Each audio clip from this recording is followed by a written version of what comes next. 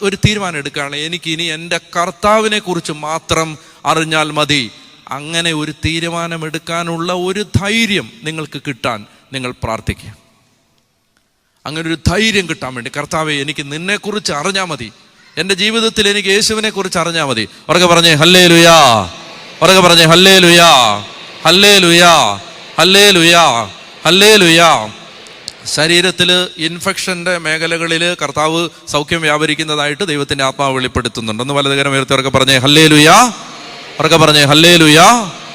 അപ്പം അതുകൊണ്ട് എനിക്ക് യേശുവിനെ കുറിച്ച് മാത്രം അറിഞ്ഞാൽ മതി എന്ന് പൗലോസ് അപ്പോസ്തലൻ തീരുമാനിക്കുകയാണ്. പൗലോസ് അപ്പോസ്തലൻ്റെ ശവകുടീരത്തിൽ എഴുതി വെച്ചിരിക്കുന്ന അതാണെന്ന് തോന്നുന്നു.